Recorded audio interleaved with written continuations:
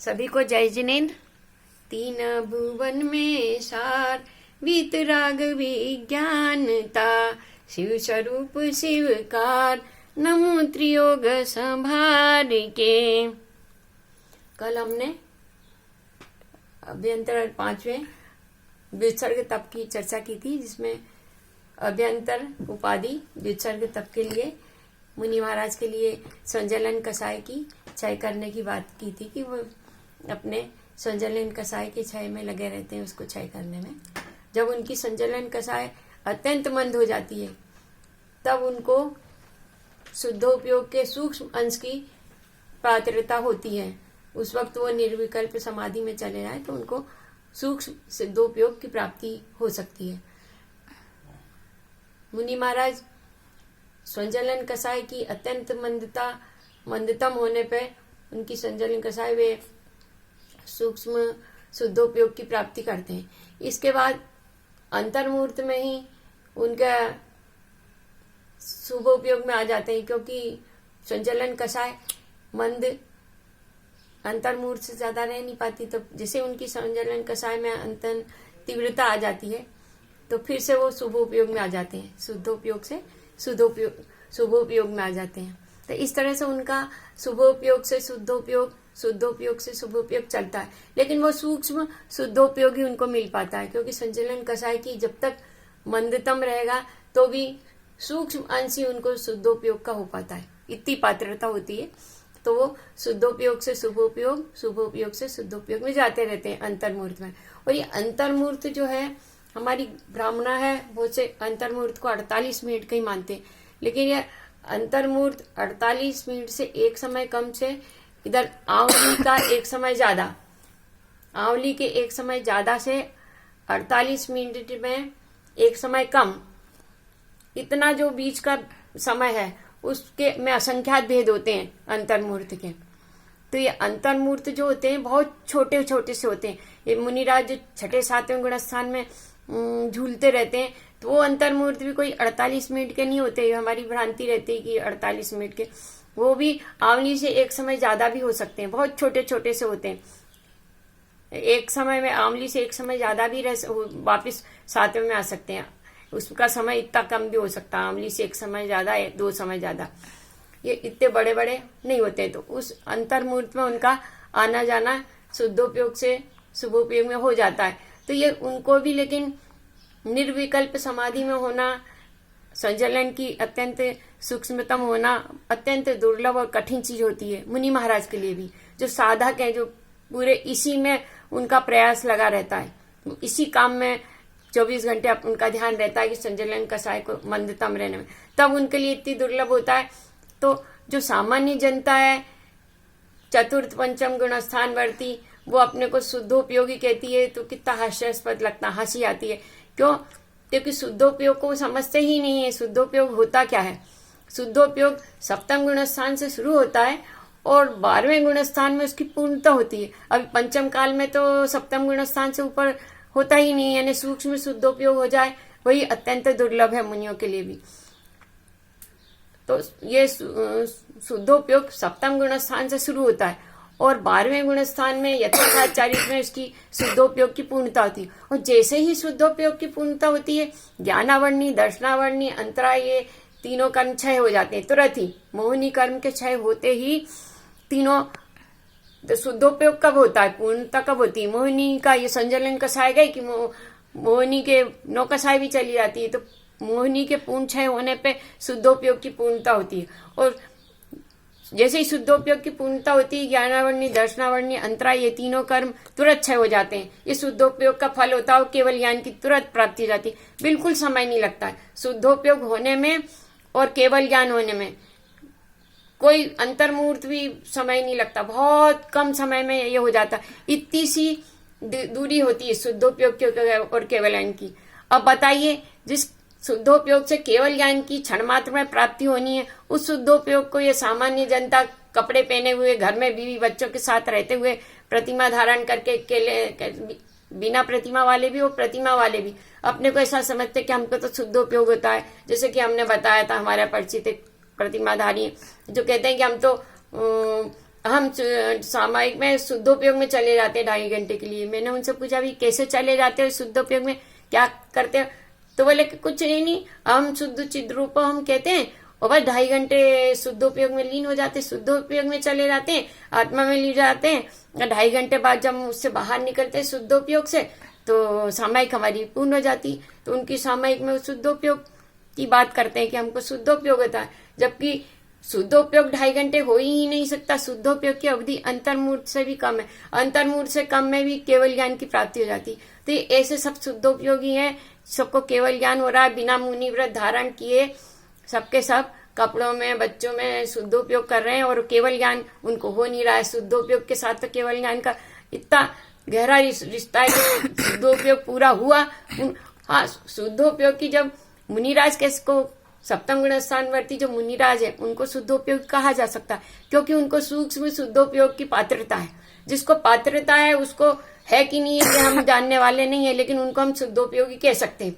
क्यों? क्योंकि उनको पात्रता है। अब जिनको पात्रता ही नहीं है और बोल रहे हैं कि हमको शुद्धोपयोग हो रहा, शुद्धोपयोग हो रहा, तो उनका तो या तो भ्रमित है, उनको समझ नहीं आ रहा, या फिर झूठ बोलते हैं। अब वो ऐसा कहते हैं कि मैं तो शुद्धोपयोग में जाता हूँ। तो मैंने कहा कैसे शुद्ध? तो बोले कि मेरे को ऐसा आनंद मिलता है कि इंद्र नाग नरेंद्र को जो सुख नहीं मिले वो मुझको मिल जाता है। तो 6 डाला में तो ये लिखा है कि जिसको इंद्र नाग नरेंद्र को भी नहीं मिले ऐसा जो सुख मिलता है उसको उसी समय उसके घाती कर्म का नाश हो जाता है और केवल ज्ञान की प्राप्ति हो जाती। तो जब तुमको ऐसा सुख मिलता है, इंद्र नाग नरेंद्र को न मिले ऐसा शुद्धोपयोग हो जाता है, तो तुम्हारे घातिया कर्म नष्ट क्यों नहीं हो रहे हो? क्यों नहीं केवल ज्ञान हो रहा है? अब ऐसे क्या तो उनसे बोला जाए। एक हमारे पास जयेश मोहन सेठ की एक किताब है, ये मंदिर में रखी हुई है, इसका चित्र देना।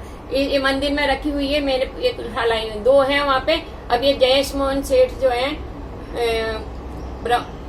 भारीली जी के शिष्य हैं और ये अपनी पुस्तक में देखिए ऊपरी पृष्ठ पे लिख रहे हैं कि मैं राग सहित होता हुआ भी, राग के सहित होते हुए भी हम उसमें मेपना नहीं करते। मेपना शुद्धात्मा में करता हूँ, राग सहित होते हुए मुझे इसलिए सम्यक दर्शन की प्राप्ति होती है और यही सम्यक दर्शन की विधि है। ये उन्होंने लिखा हुआ है उनकी पुस्तक में कि राग होने से कोई फर्क नहीं, राग सहित होते हुए भी वो शुद्धात्मा में मेपना करते हैं। यानी ये तो कोई बात नहीं हुई कि पर्याय में राग द्वेष करते रहो और शुद्धात्मा में मेपना। और ये कहते हैं कि मैं 24 घंटे अपने बिजनेस में रहते हुए भी, ये जयेश मोहन सेठ की, मैं 24 घंटे चेतना की मस्ती में मस्त रहता हूँ। जिसको चेतना की मस्ती में मस्त रहना हो तो मेरी इस किताब को पढ़े। तो आप लोगों को भी ये किताब बता रही हूँ जो पद्मनाभ नगर मंदिर में रखी हुई है, एक प्रति मेरे पास है उसकी।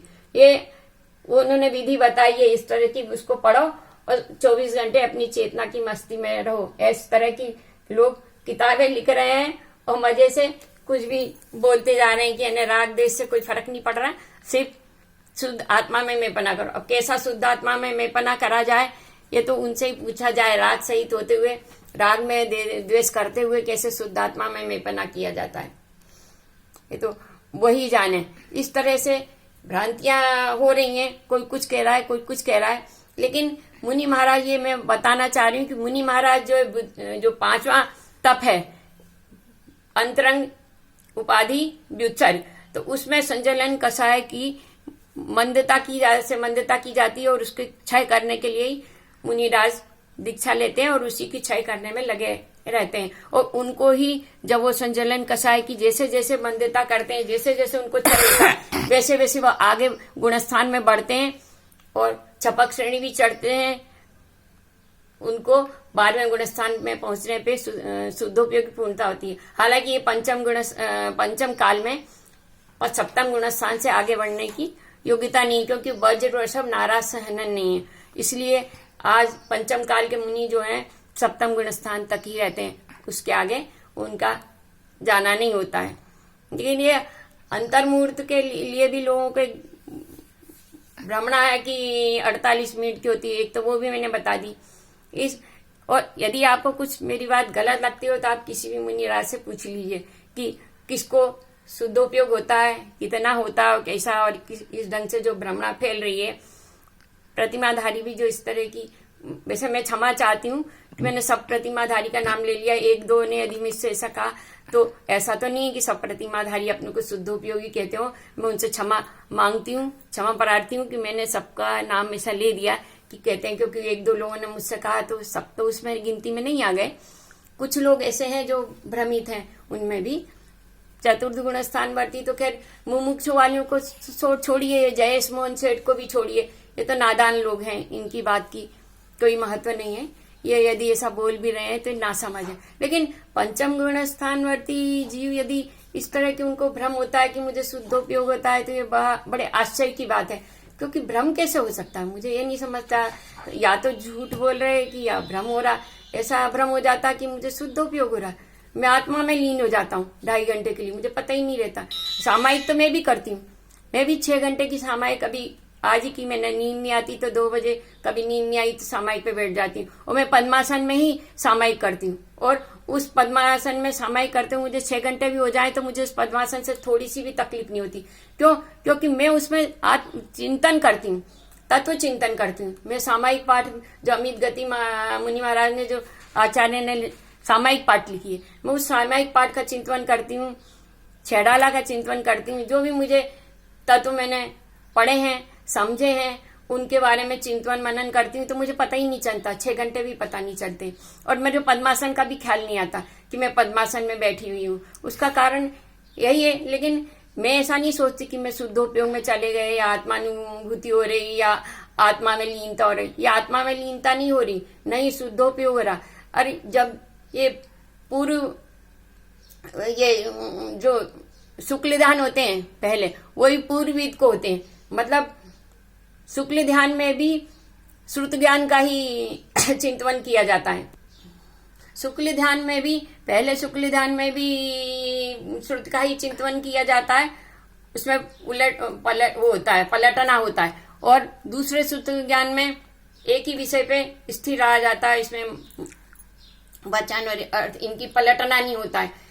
तो दोनों श्रुत ज्ञानों में, दोनों श्रुत ज्ञान कह रही मैं, दोनों शुक्ल ध्यानों में श्रुत ज्ञान की चिंतन ही किया जाता है। वहां पे भी आत्मलीनता की बात नहीं कही गई है। आप तत्वार्थ सूत्र में पढ़ो तो वहां पे भी दोनों शुक्ल ध्यान में श्रुत का ही चिंतन किया जाता है। इसलिए मेरा कहना यही है कि आत्मलीनता नहीं होती है। शुक्ल ध्यान में भी जब श्रुत का ही चिंतन होता है, आत्मलीनता जब केवल ज्ञानी हो जाते हैं तब होता है। खैर मेरा समय हो गया है, इसलिए मैं धन्यवाद, कल बात करूंगी। जय जिनेन्द्र।